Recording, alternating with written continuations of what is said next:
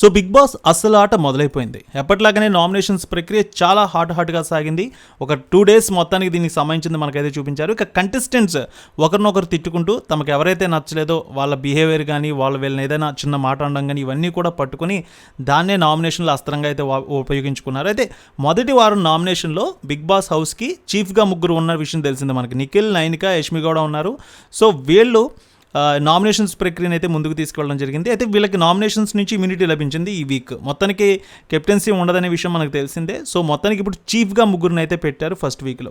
ఇక వీరు ముగ్గురికి నామినేట్ అయిన 6 మంది నుంచి ఒకరిని సేవ్ చేసే అవకాశం అయితే ఇచ్చారు. అలాగే ఒక్కొక్క కంటెస్టెంట్స్ 2 నామినేట్ చేస్తే అందులో ఒకరిని ఈ ముగ్గురు అయితే సెలెక్ట్ చేస్తారు. ఇక ఈ వారం మొత్తం కంటెస్టెంట్స్లో 6 కంటెస్టెంట్స్ నామినేషన్ లిస్టులోకి వచ్చారు.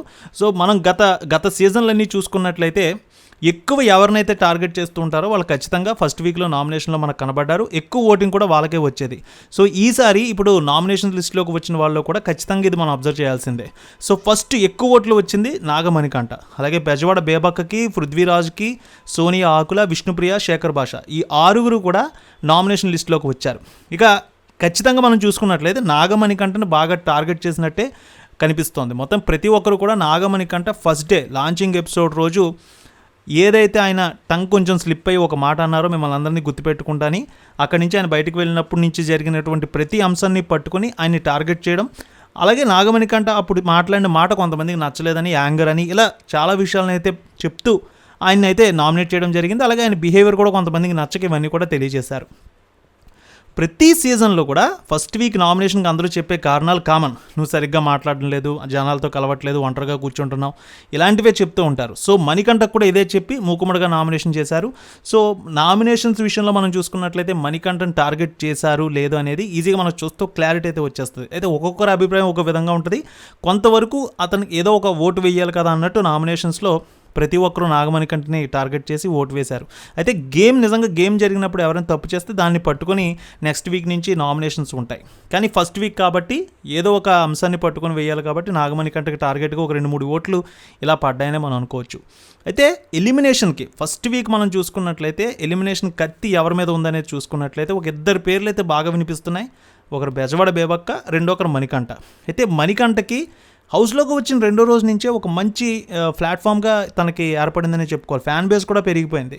సో మరి అతను బయటకు వెళ్తాడంటే కొంచెం అతను మాట్లాడుతున్నటువంటి మాటలు కానీ ఇదేదైనా సింపతి కొంచెం క్రియేట్ చేసుకుంటున్నాడని కొంతమంది వాదన. కొంతమంది మాత్రం తను జెన్యూన్గానే ఉన్నాడని చెప్తున్నారు. సో ఈరోజు తాను ఏంటో కూడా ప్రూవ్ చేసుకున్నాడు. లాస్ట్లో బిగ్ బాస్తో మాట్లాడడం జరిగింది కన్ఫెక్షన్ రూమ్కి వచ్చి. అలాగే అక్కడ కూర్చున్నప్పుడు నిఖిల్తో జరిగిన డిస్కషన్లో తనకి హెయిర్ లేదు, తనకి హెయిర్కి ఇక్కడ ఏం చేయించుకున్నాను అనేది కూడా లైవ్లో ఇది నేను అనేది కూడా తెలియజేశాడు. సో ఇవన్నీ కూడా నేనేమీ హైడ్ చేసుకోవట్లేదు, నేను ఉన్నది ఇదే, వాస్తవం నాలో ఇదే అనేది కూడా ఈరోజు క్లారిటీ అయితే ఇచ్చడం జరిగింది. సో నేను బయట ఒకలా ఇక్కడ ఒకలా ఉంటాను, నేను లోపల ఒక విధంగా ఉంటాను, బయట ఒక విధంగా ఉంటాను అనేది ఏం చెప్పట్లా. సో నా పద్ధతి ఇది, నేను ఇలాగే ఉంటాను, నన్నుగా ఇష్టపడాలనే ఉద్దేశంతో ఆయన చెప్పినట్టే కనిపించింది. సో మొత్తానికి ఈ వారం చూసుకుంటే అంటే ఈ ఓటింగ్ లైన్స్ స్టార్ట్ అవుతాయి కాబట్టి బయట ఓటింగ్ లైన్స్ ఆల్రెడీ మనం చూసుకున్నట్లయితే టాప్ గేర్లో విష్ణుప్రియ ఉంది. సో ఆమెకి ఎక్కువ ఓటింగ్ జరుగుతుంది. బేబక్కకు మాత్రం బయట పోల్స్ చూసుకుంటే బేబక్కకు తక్కువ ఓట్లు కనిపిస్తూ ఉన్నాయి.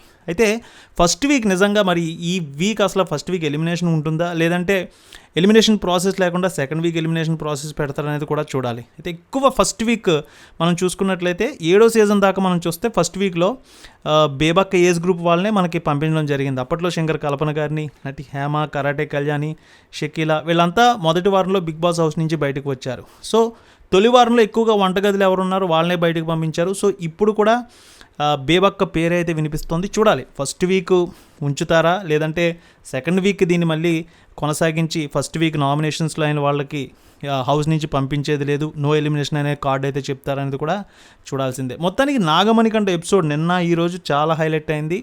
తన తండ్రి లేడు, తల్లి లేదు, తల్లి చనిపోతే ఆమె కార్యక్రమాలు చేయడానికి నేను అందరినీ డబ్బులు అడుక్కొని చేయవలసి వచ్చింది, ఇలా చాలా విషయాలు అయితే తెలియజేశారు. అయితే కొంతమంది మాత్రం సింపతి కార్డు వాడుతున్నాడంటూ కామెంట్లు చేస్తుంటే మరి కొంతమంది మాత్రం లేదు మణికంఠ ఉన్నట్టే చెప్తున్నాడు, సో అది రియల్ మణికంఠ, ఈరోజు అతను తన తలకి పెట్టుకున్న విగ్గు కూడా చూపించాడు, సో అది రియల్ అనేది కొంతమంది వాదన. సో మొత్తానికి 2 రోజుల్లో ఈ సీజన్స్ అన్నింటిలో కూడా తక్కువ టైంలో బాగా హైలైట్ అయిన వ్యక్తి ఎవరంటే ఖచ్చితంగా మణికంఠనే చెప్పాలి. సో చూడాలి రేపటి నుంచి ఓటింగ్ లైన్స్లో ఎవరు టాప్లో ఉంటారో ఎవరు లీస్ట్లో ఉంటారో. రేణుక ఎల్లమ్మ తల్లి ఆశీస్సులతో ఫోన్ ద్వారా జ్యోతిష్యం చెప్పబడును. గురూజీ శ్రీనివాసరాజు. జ్యోతిష్యంలో అపారమైన అనుభవం ఉన్న గురువు గారు మీకు ఏ సమస్య ఉన్నా పరిష్కారం చూపుతారు. ప్రేమ, పెళ్లి, విదేశీయానం, ఆరోగ్య సమస్యలు, ఆర్థిక ఇబ్బందులు, వాస్తు, దాంపత్య సమస్యలు, కుటుంబ కలహాలు, వ్యాపార సమస్యలు, ఇలా అన్నింటికీ పరిష్కారం చూపబడును. మీరు ఫోన్ ద్వారా లేదా వాట్సాప్ ద్వారా గురూజీని కాంటాక్ట్ అవ్వచ్చు. మీ డేట్ ఆఫ్ బర్త్, మీ ఫోటో బట్టి జ్యోతిష్యం చెప్పబడును. మీరు ఎక్కడెక్కడో జ్యోతిష్యం చేపించుకొని నిరాశలో ఉన్నారా? ఒకసారి ఈ గురువు గారిని సంప్రదించండి. మీ సమస్యకు పరిష్కారం పొందండి. Cell number 7098888511